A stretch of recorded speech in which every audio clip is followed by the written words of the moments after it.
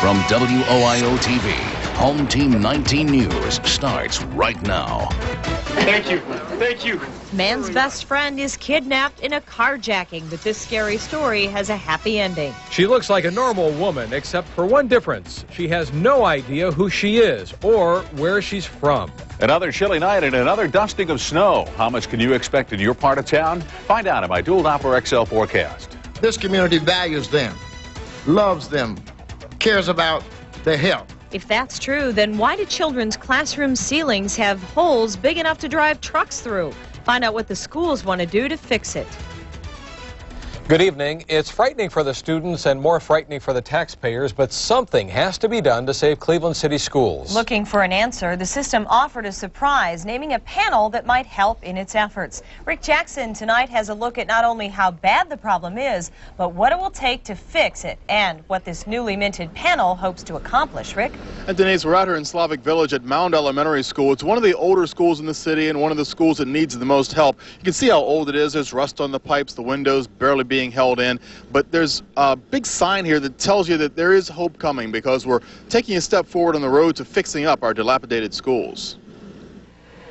From the chicken wire that protects rotting wooden window frames to the rusty and frighteningly weak fire escape to the buckets protecting sensitive computers from a rainy day drip, drip, drip, East Clark Elementary School is in big trouble. But why shouldn't it be? This Cleveland landmark was built when Grover Cleveland was president 2 turns of the century ago. The staff has learned to work around the problems that we have, the physical problems that we can't do anything about. Don't misunderstand, Franklin loves the place, loves the job, loves the kids. But East Clark is by no means a learning environment. Every child deserves a safe and healthy learning environment where he or she can have the opportunity to excel at their highest level. But we're failing them, and never was that more evident than the October collapse of a gym at East High, which may soon be looked at historically as the turning point. Our facilities have moved from a priority concern for this administration to an urgent concern. Today, the superintendent, school board, and mayor announced a fast-track panel combining community elements to make sweeping recommendations and facilities improvement by the end of next month. They're great kids, and they can be taught, and they can be educated, and they can be productive members of our society if we give them a chance. Not every school is so bad off. It's one of the best schools we have around here. Parents had few complaints at this West Side Elementary and wish others could enjoy such luxury. But incredibly, Bure's not a new school. Actually, Cleveland's newest school anywhere was built in 1980. Statewide, similar cries abound where $24 billion has been pledged from the administration by 2012. But Cleveland can't wait, and Bob Gree's All-Star Group has to make us understand that. And we owe it to the kids. Besides Greaves there, Judge George White is on the committee, Bernie Kosar is on the committee, but also parents and students and teachers and administrators trying to get a cross-section of our community. Look at this, find out what's wrong, and they hope to turn it around in 6 to 8 weeks, figure out what we can do to make the schools better off. We need $1.2 billion. We know that's not going to happen, but we have to make a start somewhere. Jack, Denise? Absolutely. Alrighty. Thanks, Rick. Well, how would you feel if your kids had to attend some of their classes in trailers? Would you be willing to pay higher taxes to build them a new school? People who live in one Medina County school district are now grappling with these major concerns this winter. And as Brett Anthony tells us tonight, a solution may not come until next spring. 40 years ago, when Highland High School was built, it was the perfect size for this rural community. But now, all that's changed. The school's population is so big, classrooms are crowded. Even worse, a third of the students, like this 10th grade literature class, are taught in trailers on the high school campus. You put up one trailer, and then it's easier to put up the second trailer, and before you know it, you have a trailer park like we have behind our high school. Superintendent Bruce Armstrong calls the trailers a Band-Aid. The real cure, he says, a new high school, one big enough to support the district's anticipated 20% growth in the next decade. That growth obvious by the number of new home constructions. But a new school means voters have to approve funding. And 4 times in the past, they've said no, and could do it again. Because I think they can do with what they have.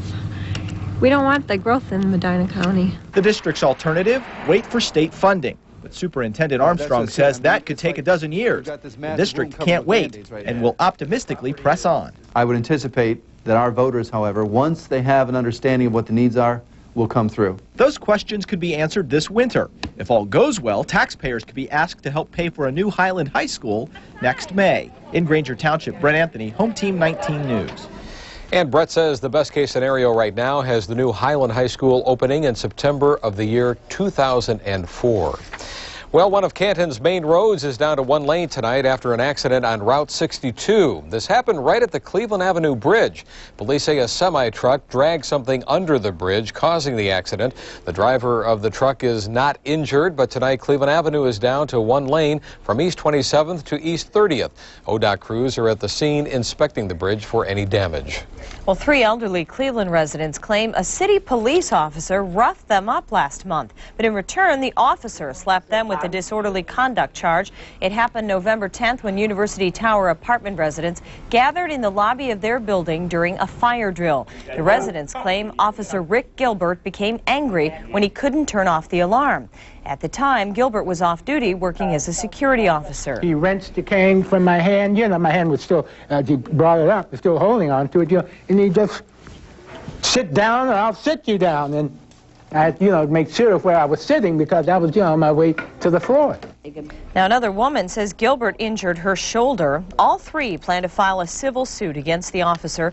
A police spokeswoman says the department won't comment until an investigation is completed.